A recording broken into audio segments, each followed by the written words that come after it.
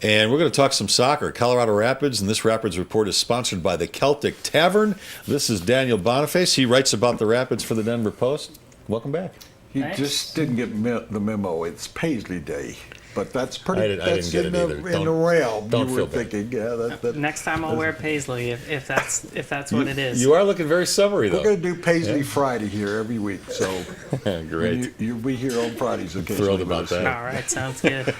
Hey, Rapids, 2 games in 4 nights. That's kind of unusual. Do these guys, even though they're in supreme physical condition, does it take its toll? It does, yeah. I mean, Pablo Mastroianni said it's borderline criminal for them to play that many games in that short amount of time. I wouldn't go that far. Yeah, but it's not easy. Yeah, exactly. It's not easy, and we'll probably see a little bit of roster turnover, I would imagine, in the starting 11. On Wednesday, we saw Ben Noonan make his Major League Soccer debut, so they're kind of working some of the other, deeper into the roster onto the team. I was with the president of the club and with Noel from Celtic when they played New York the other night, and I said, and you'll appreciate my expertise here, I said, the problem, Tim, is you need to score a goal occasionally. And about 2 minutes later, they scored a goal. He said, is that occasionally enough for you? And I said, not really. When the match ends up 1-1, that's not. But they're still having problems scoring goals. They are. They're creating a ton of chances right now. I mean, they really had a great shot on Wednesday, I think, of coming away with all 3 points.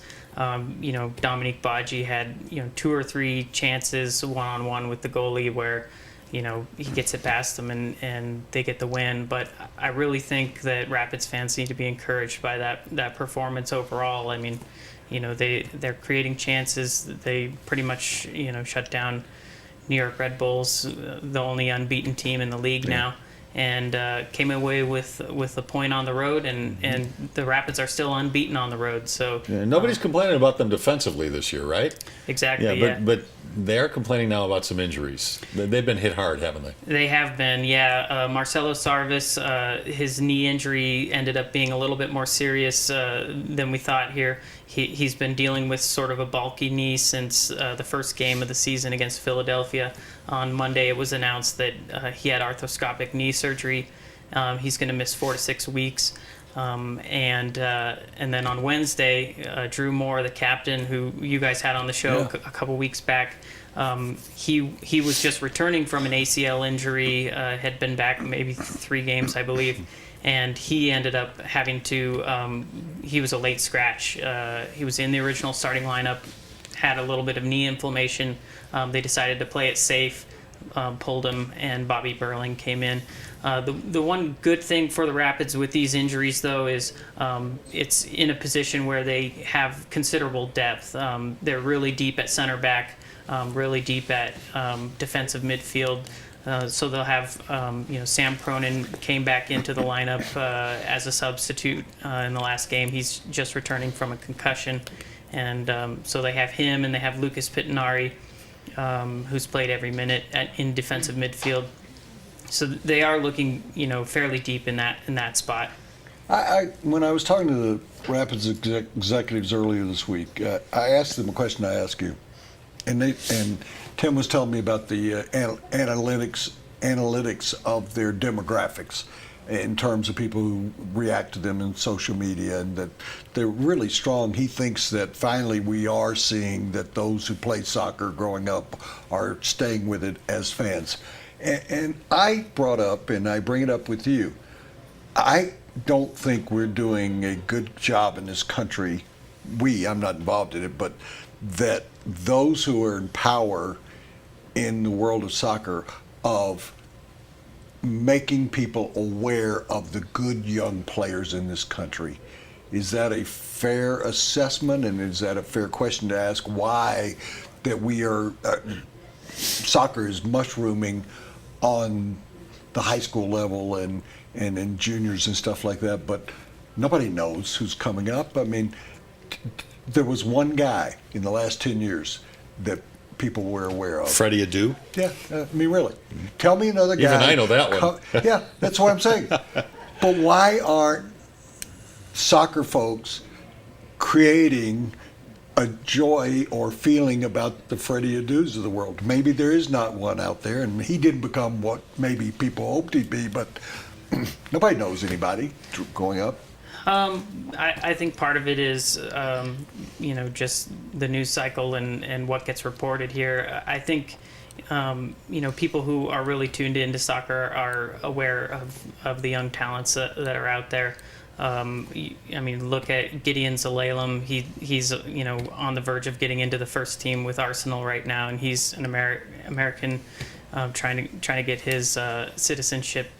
He was growing up outside of DC area, and now he looks like he could be a next big star. But let me interrupt you. You say, well, the people in soccer. Well, I'm not talking about the people in soccer. The people in soccer are going to know everybody in the world. Nobody knew Tim Howard until he actually, became the goalkeeper for the American So team. does soccer need to market its people better, at whatever stage of their play they're at? I think, in the U.S. they could probably do a little bit better job of marketing some of the young stars. And they've got this Chipotle homegrown game that's coming up. The Major League Soccer has a sort of I guess it's a youth academy system that's really growing up, and with the youth academies, players are being signed out of that onto the first teams. You look at the Rapids roster, and they have Shane O'Neill and Dylan Cerna. Both of these guys are homegrown players. They came up through the Rapids Youth Academy. They're on the verge of making it into the Olympic team with the U.S. And these guys are potentially huge stars. Come the Olympics in 2 years, I guarantee you guys are going to know that their names, Dylan Cerna and Shane O'Neill. And with the All-Star game here this year, we're going to see the Chipotle homegrown game.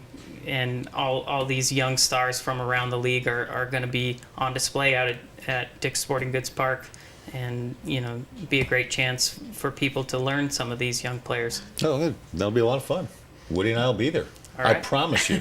Daniel Boniface from the Denver Post. He writes about the Colorado Rapids, and this Rapids report presented by the Celtic Tavern, the official sponsor of the Rapids. The Celtic provides a bus to every Colorado Rapids home game. You can tailgate 2 hours before kickoff, and it's just 2 blocks west of Coors Field on Blake. That's the Celtic. Thanks, Daniel. Thanks for having me, guys. Man. See you soon. You guys got See to you get next some Rapids gear up in here. We will. We will do that.